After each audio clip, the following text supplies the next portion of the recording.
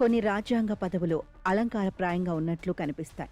అటువంటి వాటిలో కీలకమైనది రాష్ట్ర గవర్నర్ పదవి. బ్రిటిష్ పాలనా కాలం నాటి అనేక అవశేషాలను, కాలం చెల్లిన చట్టాలను రద్దు చేసిన, అనేక సంస్థల, చిహ్నాల, చట్టాల పేర్లను మార్చేసిన మోదీ ప్రభుత్వం రాష్ట్ర గవర్నర్ పదవిని మాత్రం ఎందుకో కొనసాగిస్తోంది. ప్రధానమంత్రి అధికార నివాసం ఉన్న race course road Lok Kalyan మార్గ్గా మారింది.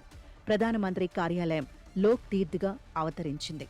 ప్రణాళిక సంఘానికి నీతి ఆయోగ్గా పునర్నామకరణం చేశారు. రాజ్పథ్ కర్తవ్య పథ్గా రూపొందింది.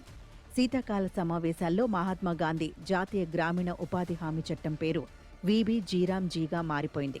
ఈ ఒరవడిలో గవర్నర్ నివాసాలైన రాజభవన్లు లోక్ భవన్లుగా మారిపోయాయి. ఉత్తరప్రదేశ్లో మాత్రం అప్పటికే ముఖ్యమంత్రి కార్యాలయాలు, ఇతర ప్రభుత్వ కార్యాలయాలున్న భవనాన్ని లోక్ భవన్గా భావిస్తున్నందువల్ల ఆ రాష్ట్ర గవర్నర్ తన అధికారిక నివాసానికి జన్ భవన్గా పేరు పెట్టుకున్నారు. నిజానికి గవర్నర్ అన్న పేరు కూడా బ్రిటిష్ భావజాలాన్ని ప్రతిబింబించేది. బహుశా ఆ పేరును మార్చి మరో మంచి పేరు పెట్టాలన్న ఆలోచన ప్రధాని మోదీకి వచ్చే వరకు ఆ పేరు అదే విధంగా కొనసాగవచ్చు.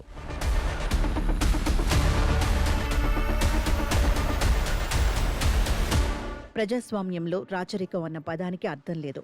అందువల్ల ప్రజాస్వామ్య స్ఫూర్తిని ప్రతిబింబించే విధంగా రాజ్భవన్లకు లోక్ భవన్లుగా పేరు పెట్టడం పూర్తిగా సమంజసమే. రాష్ట్ర గవర్నర్లు నివసించే లోక్ భవన్లు చాలా మటుకు బ్రిటిష్ కాలం నాటి దర్పాన్ని ప్రతిబింబిస్తూ అనేక ఎకరాల్లో విశాలమైన ప్రాంగణాల్లో ఉన్నాయి. కేవలం రాష్ట్ర రాజధానుల్లోనే కాదు, కొన్ని ముఖ్యమైన పట్టణాల్లో కూడా విశాలమైన భవన్లు గవర్నర్ల ఆధీనంలో ఉంటాయి. లోక్ భవన్ల ద్వారాలు తెరిచి ప్రజలకు తమను కలుసుకునే అవకాశం కల్పించే గవర్నర్లు ఎంతమంది ఉన్నారు? ప్రజల వద్దకు తమకు తాముగా వెళ్లే గవర్నర్లు తక్కువే కదా. అయినా ప్రజలు తమను కలిసినంత మాత్రాన గవర్నర్లు వారికేం చేయగలరు? కలుసుకున్న వారికి ఉత్సవ విగ్రహాలను చూశామన్న తృప్తి మినహా మరేమీ సమకూరదు కదా. మరి గవర్నర్లు ఏం చేయనప్పుడో వారు నివసించే భవన్ల పేరు మార్చినంత మాత్రాన ప్రజలకు ఒరిగేదేముంది? రాజ్యాంగ నిర్మాత అంబేద్కర్ ప్రకారం పార్లమెంటరీ ప్రజాస్వామ్య పరిధిలో పనిచేయాల్సిన గవర్నర్ పదవి అలంకారప్రాయమైనది. అయినా గవర్నర్లు చాలామంది తమ ఉనికిని ప్రదర్శిస్తూనే ఉన్నారు. ఇటీవలి కర్ణాటక గవర్నర్ తావర్ చంద్ గెహ్లాట్ శాసనసభలో ఆనవాయితీ ప్రకారం గవర్నర్ ప్రసంగాన్ని చదవటానికి నిరాకరించారు. కారణమేమిటి? జాతీయ గ్రామీణ ఉపాధి హామీ పథకానికి మహాత్మా గాంధీ పేరు తీసేసి వీబీ జీరాంజీ అనే కొత్త పేరు పెట్టినందుకు కేంద్రాన్ని విమర్శిస్తూ రాష్ట్ర ప్రభుత్వం ఆ ప్రసంగాన్ని రూపొందించటమే. తప్పుడు ప్రకటనలు, లెక్కలేనని అవాస్తవాలు ఉన్నాయని విమర్శిస్తూ Tamil Nadu governor RS Ravi assembly నుంచి వాకౌట్ చేశారు. కేరళ గవర్నర్ రాజేంద్ర విశ్వనాథ్ ఆర్లేకర్ ఏకంగా తన ప్రసంగంలో కొన్ని పేరాలను మార్చేసి చదివారు. రాజ్యాంగాధికరణ 163 ప్రకారం గవర్నర్ మంత్రిమండలి సలహా ప్రకారమే నడుచుకోవాల్సి ఉంటుంది. అధికరణ 176 ప్రకారం గవర్నర్ ఉభయ సభలనుద్దేశించి ప్రసంగించాల్సి ఉంటుంది. మంత్రిమండలి ఆమోదించిన ప్రసంగానికి రాజ్యాంగబద్ధత ఉంటుంది. అయితే ఎక్కడ ఆ ప్రసంగం ఫలానా విధంగా ఉండాలని రాజ్యాంగం నిర్దేశించినప్పుడు గవర్నర్ ఏం చేయాల్సి ఉంటుంది?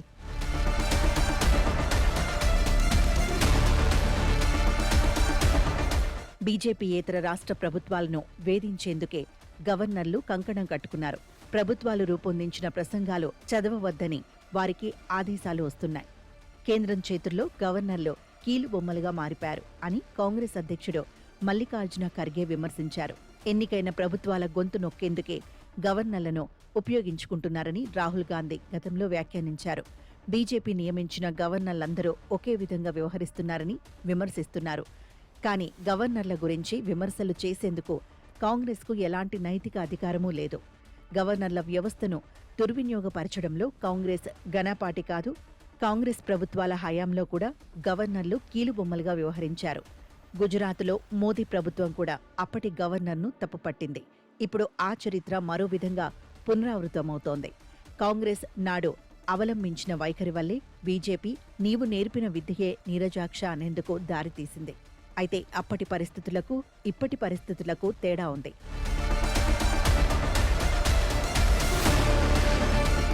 గతంలో ఎన్టీఆర్ ప్రభుత్వాన్ని కూల్చివేసేందుకు నాటి గవర్నర్ రామ్లాల్ను ఇందిరాగాంధీ ప్రభుత్వం ఎలా ఉపయోగించుకుందో అందరికీ తెలుసు.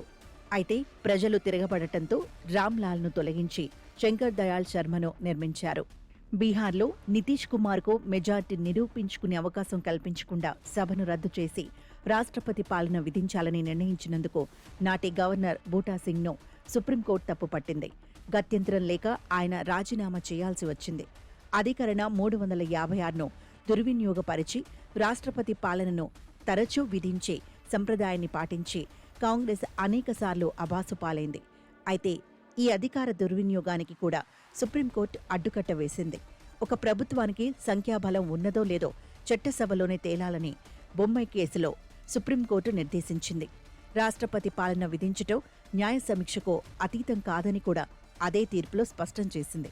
ఆర్టికల్ 356 దుర్వినియోగం సమాఖ్య స్ఫూర్తికి వ్యతిరేకమని గుర్తించింది. గవర్నర్లు బిల్లులను ఆమోదించకుండా సుదీర్ఘ జాప్యం చేయకూడదంటూని గత ఏడాది నాటి సుప్రీంకోర్టు ప్రధాన న్యాయమూర్తి జస్టిస్ గవాయ్ బిల్లుల ఆమోదానికి తాము నిర్దిష్ట సమయాన్ని నిర్దేశించలేమని, తమ న్యాయ సమీక్ష పరిమితంగానే ఉంటుందని చెప్పి పదవీ కాలాన్ని ముగించుకున్నారు. విచిత్రమేమిటంటే గవర్నర్లకు బిల్లులను ఆమోదించే విషయంలో విచక్షణాధికారం పూర్తిగా ఉండాలని కనీసం 10 రాష్ట్రాలు సుప్రీంకోర్టుకు తెలిపాయి. ప్రతిపక్ష పాలిత రాష్ట్రాలే గవర్నర్ల విచక్షణాధికారాన్ని వ్యతిరేకించాయి. గవర్నర్లకు సమయం నిర్దేశించలేమన్న సుప్రీంకోర్టే స్పీకర్లు మాత్రం నిర్దిష్ట కాలంలో సభ్యుల ఫిరాయింపులపై నిర్ణయం తీసుకోవాలని హుకుం జారీ చేసింది.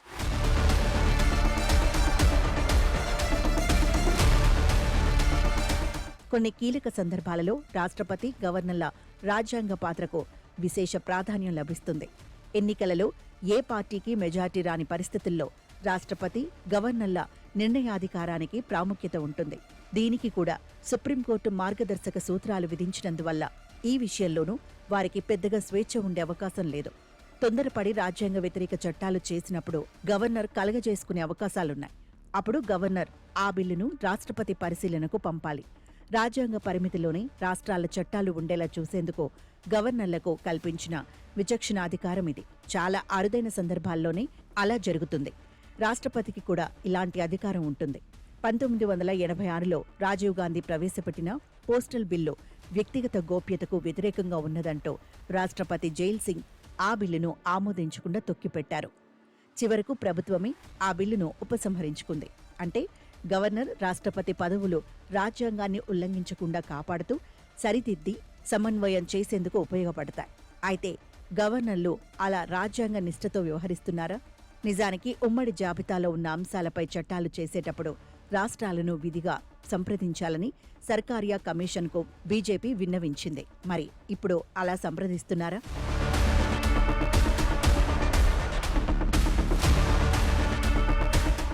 నిజానికి భారత రాజ్యాంగంలోని 5వ షెడ్యూల్ ప్రకారం షెడ్యూల్డ్ ప్రాంతాల్లో ఆదివాసీల ప్రయోజనాలు కాపాడేందుకు సంరక్షకుడుగా గవర్నర్ వ్యవహరించాల్సి ఉంది.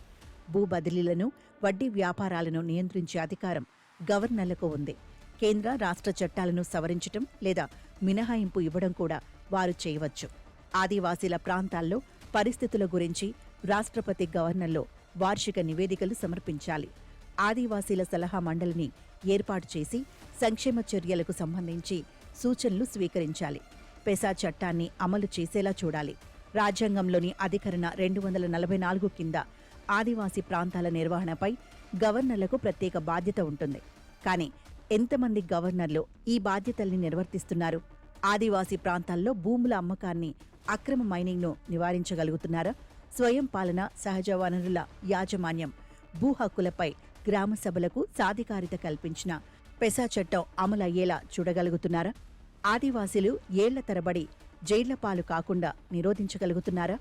రాజ్యాంగాన్ని సమీక్షించటం మాట అటుంచి రాజ్యాంగాన్ని సరిగా అమలు చేస్తున్నామా అని 77వ గణతంత్ర దినోత్సవం పూర్తయిన సందర్భంగా ప్రశ్నించుకోవడం మంచిది.